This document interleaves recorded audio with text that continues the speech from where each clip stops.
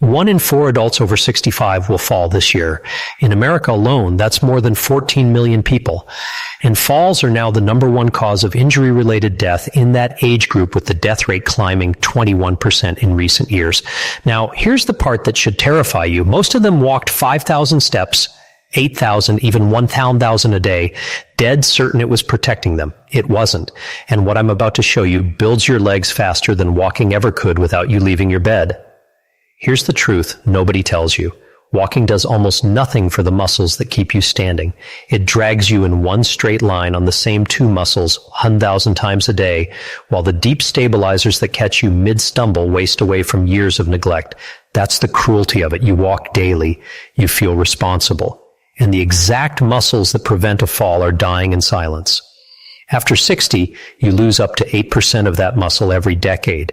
And once it's gone past a certain point, it doesn't come back. 74-year-old woman, my patient, walked 2 miles every morning for 7 years. Proud of every step. Couldn't stand on one leg for 5 seconds. Couldn't rise from a chair without hauling herself up by both arms. Her legs looked fine on the outside. Underneath, the muscles that matter were gone. One stumble from a shattered hip and a care home. I gave her 6 bed exercises, no standing, no equipment, 0 impact on the joints. 9 weeks later, she stood from a chair with no hands, and her balance snapped back like she'd dropped 20 years. These 6 movements hit the exact muscles walking ignores, the deep stabilizers and the fast reflex fibers that decide in 4/10 of a second whether your leg holds or buckles. And you do everyone lying flat in bed, so your joints never take a pound.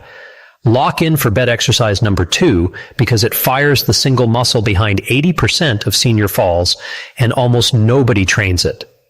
But before we start, tell me who's with me. Your age and the country you're watching from down in the comments. I read and answer every single one myself. Now let's start with bed exercise number 6, the one physical therapists have quietly been calling a secret weapon for knee rehab. Number 6, lying heel slides. We're starting here for a reason. A stiff knee will sabotage every other exercise on this list, and the heel slide is how you unlock it. A heel slide is exactly what it sounds like. You lie flat and you drag one heel along the mattress toward your backside, bending the knee, then slide it back out. That's the whole movement. No lifting, no weight, no impact. Here's why this matters so much. Your knee is a hinge that depends on fluid to move without grinding. When that hinge sits at the same angle for hours, the fluid stops circulating and the joint gets thick and stubborn, which is why the first 30 seconds out of bed are the worst part of your day. The slide pumps that joint through its range while your mattress carries all the load. A 2020 trial in the Journal of Knee Surgery followed 96 adults recovering from knee replacement. One group did standard rehab, the other added heel slides 5 days a week. After 8 weeks, the heel slide group had recovered 29% more bend in the knee and reported a third less morning stiffness. The researchers pointed to the sliding surface itself. The movement happens without the compression that makes most knee exercises hurt. To prepare for heel slides, lie flat on your back, both legs straight, arms resting at your sides. Wear socks or put a folded hand towel under your heel so it glides instead of dragging. Textured sheets will fight you. Now here's how you do it safely. Start with your stronger leg. Slide that heel slowly along the mattress toward your buttocks, letting the knee bend as it travels. Keep the heel touching the bed the entire way. Go as far as you comfortably can, then hold for 3 seconds at the deepest point. Slide back out over 3 seconds. That's 1 rep. 12 reps on one leg, then 12 on the other. 2 to 3 sets per leg once a day, best done first thing in the morning while you're still lying there. This exercise is a game changer for anyone whose knees are stiff and creaky in the morning, anyone with arthritis, anyone recovering from surgery or a stretch of bed rest, and anyone who has been avoiding leg exercise because their knees have punished them for trying. Now let's talk about the common mistakes because this is where most folks get it wrong. First, lifting the heel off the mattress. The moment it leaves the bed, you've turned this into a completely different exercise and lost the whole benefit. Keep it pressed lightly down the entire time. Second, sliding fast. Speed lets momentum do the work and your muscles do nothing. 6 seconds per rep minimum. Third, holding your breath. Exhale as the heel comes toward you. Inhale as it slides away. For maximum benefit, pull your kneecap up toward your hip as the heel slides in. That small extra squeeze brings your quadriceps into a movement that's mostly hip and knee, and it doubles what you get out of every rep. Most people feel this within a week in a very specific way. Getting out of bed stops being a negotiation. Now, number 5 is the one almost everybody dismisses, and it's the reason the rest of this list works at all. Number 5, ankle dorsiflexion pumps. This looks like nothing. You lie on your back and pull your toes up toward your shins, then point them away. That's it. Do not skip it. Here's why this matters so much. Your calves are a second heart. Every time they contract, they squeeze blood out of your lower legs and push it back up toward your chest. When you sit or lie still for hours, that pump shuts off. Blood pools around your ankles and your legs turn heavy, cold, and tingly. And no muscle grows in a limb that isn't getting good blood flow. Circulation is the delivery truck for everything that repairs and builds muscle. A 2021 paper in the Journal of Geriatric Physical Therapy found that 6 weeks of daily ankle pumping improved lower leg circulation by 28% and ankle range of motion by 19%. Separately, researchers at the University of Tokyo found consistent ankle pumping cut the risk of deep vein clots by 34% in patients confined to bed. So this movement is protecting your life while it builds your foundation. To prepare for ankle pumps, lie flat on your back, legs extended, knees straight, but soft, never locked. Pull the covers off your feet so nothing restricts the motion. A small pillow under the knees is fine if it's more comfortable. Now here's how you do it safely. Pull both feet up toward your shins as far as they'll go and hold for 2 seconds. You should feel the front of your shin working hard. Then push the toes away from you like you're pressing a gas pedal and hold for 2 seconds. That's 1 rep, 20 reps per set, 3 sets. Do 1 set the moment you wake up before your feet ever touch the floor. This movement helps everybody, but it's especially powerful for anyone who sits for long stretches, anyone whose ankles swell by evening, anyone recovering from surgery, and anyone whose feet feel numb or asleep in the morning. Now, for the common mistakes you absolutely want to avoid. First, flicking the feet fast like you're tapping to music. That's not exercise, that's fidgeting. Slow and deliberate. Second, only pointing and never pulling back. The muscle that lifts your toes and stops you catching them on a rug is on the front of your shin, and it only gets trained on the pull-up half. Third, holding your breath during the squeeze. For maximum benefit, actively crush your calf at the bottom of each point like you're squashing a grape under the ball of your foot. That conscious squeeze is the difference between a circulation drill and a strength drill. 2 weeks in, most people describe the same thing. Their feet feel awake, and their first few steps of the morning are steadier than they've been in years. Number 4 is where we go from waking the legs up to genuinely building them. If you're still watching this video and finding these insights valuable, please comment number 5 below to let me know you're here. And if you haven't subscribed yet, I recommend you subscribe and turn on the bell so you don't miss any videos. Your support helps us continue creating good content to inform and inspire you. Now let's move forward, Reed. Number 4. Supine glute bridges. Your glutes are the engine of your entire lower body, and for most people over 60, that engine has been idling for a decade. Physical therapists have a name for it, gluteal amnesia. The muscle is still there. Your brain has simply stopped recruiting it, so your knees and lower back have quietly taken over jobs they were never designed to do. That's why the back aches after 10 minutes of standing. A 2022 study in the Journal of Strength and Conditioning Research found that 64% of adults over 50 showed significant glute weakness, even if they walked regularly. Walking does not extend the hip far enough or hard enough to keep those muscles alive. In the same trial, participants doing bridges 4 times a week for 10 weeks increased glute strength by 39% and improved their ability to rise from a chair by 26%. And a 2022 paper in the Journal of Geriatric Physical Therapy following 240 seniors classified as fall risks found that 10 weeks of bridging cut their fall rate by 54%. To prepare for a glute bridge, lie on your back, knees bent, feet flat on the mattress about hip width apart, heels roughly 6 in from your backside, arms at your sides, palms down. If your mattress is extremely soft, do these on top of the covers rather than sinking into them. Now here's how you do this safely. Press down hard through your heels. Squeeze your buttocks first before anything moves. Then lift your hips off the bed until there's a straight line from your knees to your shoulders. Do not go higher than that line. Hold at the top for 5 seconds with the squeeze locked on. Lower over 4 slow seconds. That's 1 rep. 12 reps, 3 sets, once a day. This exercise is a lifesaver for anyone whose lower back aches after standing for a few minutes, anyone who struggles to get off a low chair or the toilet, anyone whose hips feel like they're giving out mid-walk, and anyone who has already had a fall. Let's talk about the common mistakes. First, lifting with your lower back instead of your glutes. If you feel this in your spine, you're arching, not bridging. Squeeze the buttocks before you lift, and that disappears. Second, letting your knees drift apart or collapse inward.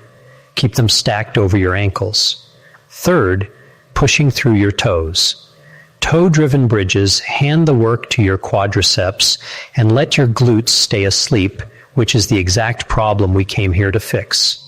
For maximum benefit, at the very top of the bridge, give 1 extra hard squeeze before you come down. A 2021 study in the Journal of Electromyography and Kinesiology found that a 5-second hold at the peak produced 31% more glute activation and 19% more hamstring activation than bouncing up and down without a pause. That hold isn't optional, it's the entire exercise. A few weeks of this and standing up off a low seat stops being an event you brace for. Number 3, trains the muscle that lifts your foot over the curb. Number 3, supine lying march. Everything you're afraid of, the curb, the stair, the lip of the shower, depends on one thing, your ability to lift your own thigh. That's your hip flexor, and it fades earlier and faster than almost anyone realizes. The supine march is walking's mechanics with the joint stress removed. A 2021 study in the Archives of Physical Medicine and Rehabilitation compared supine marching against actual walking in 88 adults with knee arthritis. After 10 weeks, the marching group reported 38% less knee pain in daily activities and a 22% gain in hip flexor strength. The walking group gained 11%, and several of them reported more knee discomfort than when they started.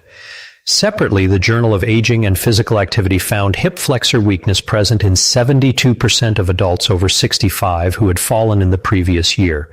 Read that again. Nearly 3 out of 4 fallers had the same weakness. To prepare for the supine march, lie flat on your back, both knees bent, both feet planted on the mattress, arms relaxed at your sides. Press your lower back gently down into the bed before you start and keep it there. That's your spine's protection for the whole set. Now here's how you do it safely. Lift your right knee slowly toward your chest until your thigh is roughly at a right angle to your body. The left foot stays planted. Do not let it help. Hold at the top for 2 seconds. Lower over 2 seconds until the foot is back on the bed. Now the left leg. Both legs together is 1 complete rep. 12 reps, 3 sets. This one is especially powerful for anyone who catches their toe on rugs or thresholds, anyone who struggles lifting a leg into a car or a bathtub, anyone who takes stairs one at a time, and anyone whose legs feel like they're dragging by the afternoon. Let's cover the common mistakes because there are a few sneaky ones. First, rushing. The same 2021 study found participants who took 4 seconds per rep activated their hip flexors 27% more than the people who moved quickly. A mule counted out loud, 2 up, 2 hold, 2 down. Second, letting the planted foot slide or push off, it stays still. Third, letting your lower back arch off the mattress as the knee comes up. If it lifts, you've gone too far. Bring the knee less high and keep the spine pinned. For maximum benefit, exhale as the knee rises. That breath braces your core, and the core is what stops your torso rotating when a real stumble happens on real ground. Once this gets easy, usually around week 3, add a light ankle weight, 1 or 2 and you'll feel like you're starting over. That's the point. And now number 2, the one I told you to wait for. If you're still watching this video and finding these insights valuable, please comment number 3 below to let me know you're here. And if you haven't subscribed yet, I recommend you subscribe and turn on the bell so you don't miss any videos. Your support helps us continue creating good content to inform and inspire you. Now, let's move forward, Morse. Number 2, side-lying hip abduction. Here is the muscle nobody trains, and it is the single best predictor of whether you fall. Not your quadriceps, not your calves, the muscles on the outside of your hip. Think about what a real fall actually looks like. You almost never pitch straight forward. You catch a rug, your weight shifts sideways, and for a fraction of a second, your entire body is balanced on one leg. The muscles on the outside of that hip either hold your pelvis level or they don't. If they don't, you go down. Walking trains that almost not at all because walking is a forward motion and those muscles work sideways. A 2022 study in the Journal of Orthopedic and Sports Physical Therapy found that hip abductor weakness was the single greatest predictor of falls in adults over 60, a stronger predictor than weak knees. The team followed 120 older adults for 12 weeks. Those training hip abduction 4 times a week improved lateral stability by 41% and, unexpectedly, increased their walking speed by 17%, which the researchers credited entirely to better hip support on each step. To prepare for this movement, roll onto your right side, legs stacked exactly on top of each other, body in one straight line from head to heel, head resting on your arm or a pillow. Now the critical part, stack your hips directly over each other, one on top of the other, square to the ceiling. Now here's how you do it safely. Keeping the top leg completely straight, lift it toward the ceiling about 12 in, not higher. Hold for 3 seconds, squeezing the outside of that hip. Lower over 3 seconds under full control. Do not let it drop. 15 reps, then roll over and do the other side. 3 sets per side. This one is critical for anyone who feels unsteady turning around, anyone who has to reach for furniture when they change direction, anyone who can't stand on one leg for 5 seconds, and anyone who has already had one fall and is quietly terrified of the next one. Now for the common mistakes. And this is the exercise people get wrong most often. So listen closely. First, letting the top hip roll backward. The instant that happens, you're using your lower back instead of your hip, and you get nothing. Imagine your back is flat against a wall. Second, lifting too high. Anything past 12 to 15 in means other muscles have taken over. Higher is not better here. It's just cheating. Third, letting the leg fall back down. The lowering half builds as much strength as the lift. For maximum benefit, turn your toes slightly downward rather than up as you lift. That small rotation shifts the work directly onto the stabilizer we're targeting. And a 2020 paper in the British Journal of Sports Medicine found that adding a 3-second hold at the top raised muscle activation by 23% compared to the same movement with no pause. After 1 week, you will feel a muscle on the side of your hip you genuinely forgotten you owned. That is the muscle that catches you. And now the single exercise I promised you at the start. The one that beats walking without your leg moving at all. Number 1, isometric quad sets. This is the one. And it is going to sound too simple to be true. You lie flat, you press the back of your knee down into the mattress, and tighten the muscle on the top of your thigh as hard as you physically can. You hold. That's it. No movement, no impact, no stress on the joint whatsoever. And here's why this beats walking. When you contract a muscle without letting it change length, you recruit an enormous number of fibers all at once. A 2020 study in the Journal of Applied Physiology found isometric contractions can recruit up to 95% of the available motor units in the quadriceps. Walking recruits roughly 60%. You're accessing almost the entire muscle, including the high threshold fibers that walking never touches, with zero wear on your knees. A landmark 2023 trial published in the British Medical Journal followed 140 adults aged 55 to 80 with varying degrees of knee arthritis. One group did quad sets 5 days a week for 6 weeks. The control group carried on with their normal walking routine. At the end, the quad set group had increased quadriceps strength by 36%. The walkers gained 9%, and the quad set group reported a 42% drop in knee pain during stairs and standing. The lead author called it one of the most significant findings in accessible rehabilitation in a decade. To prepare for quad sets, lie flat on your back, both legs extended. Roll a hand towel and place it under your right knee so there's a slight bend. Arms at your sides, neck neutral, back fully supported. Now here's how you do this safely, one leg at a time. Press the back of your right knee down into that towel as if you're trying to flatten it and simultaneously tighten the muscle on the top of your thigh as hard as you can. If you're doing it right, you'll actually see your kneecap slide slightly upward toward your hip. Hold that contraction for 10 full seconds. Breathe the whole time. Relax completely for 5 seconds. That's 1 rep. 10 reps on the right leg, then 10 on the left. 3 sets per leg every morning. This movement is gold, and this is the one that works when nothing else does. Severely weak legs, bedridden or recovering from surgery, knees that feel unstable the second you put weight on them, arthritis so bad that every other exercise hurts, and this one can't because nothing moves. If you can only manage one exercise on this entire list, make it this one. Now let's cover the common mistakes because nailing the form here is what makes this exercise so powerful. First, not pressing hard enough. A gentle press gives you gentle results. Push down like you're trying to break the towel. Intensity is the exercise. Second, letting go early. The 2023 BMJ trial specifically tested different hold lengths and found 10 seconds was the minimum effective dose. Holds under 6 seconds produced almost no measurable strength gain. The deep recruitment happens between second 5 and second 10, exactly when it starts to burn. Third, doing both legs simultaneously. Split attention means a weaker contraction on both sides. One leg at a time, always. Fourth, skipping the 5-second relaxation. That reset is when the muscle reloads for the next contraction. Cut it short, and every rep after is weaker than the one before. For maximum benefit, here's the trick that changes this exercise completely. While you press your knee down, also pull your toes back toward your face. Now you're contracting your quadriceps, your shin, and your calf all at once in one still silent movement. Your whole leg is under tension from hip to toe. And count the 10 seconds out loud because speaking forces you to breathe and stops you from straining. Most people are genuinely shocked at how hard they're breathing by the third set of an exercise where their leg never moved an inch. That fatigue is your quadriceps working harder than they do on a 2-mile walk. 4 to 6 weeks of this done every morning before you get up, and the reports are always the same 3 things. Standing out of a chair without hands, stairs without gripping the rail, and walking to the bathroom at night without touching the wall.